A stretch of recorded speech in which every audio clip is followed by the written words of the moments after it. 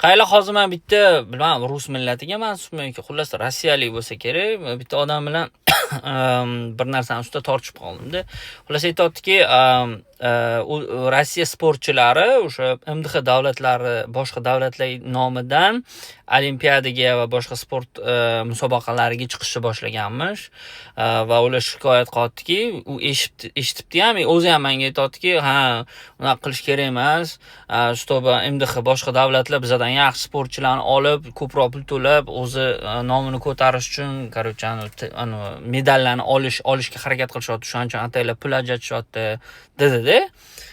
Keyin men aytdimki, nima hadeb qo'shnilarga urush ochavermasdan, hamma milliardlab pullarni traq o'ynab, otishma o'ynab yurmasdan, balki o'sha pullarni to'g'ridan-to'g'ri sportga yo'naltirish kerakdir. Undan tashqari, именно O'zbekiston misolida biz bir Karimov davridan beri sportga katta pul ajratamiz. Uy beramiz, mashina beramiz, katta pul beramiz. Amerikadan ham ko'p pul beramiz. Sizlar bilmayman dedim.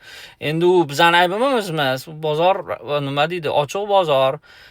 Talabga ko'ra taklif bo'ladi. Sportchilarga qaramasa lekin keladi-da boshqa davlatlarga. Faqat O'zbekistonga emas, boshqa Qirg'iziston, Qozog'istonga ham ketibdi. Yoki bir ikkita sportchilari Suriyaga ketib qolibdi. Shu ularning nomidan sport fuqaroligini o'zgartirgan holatda.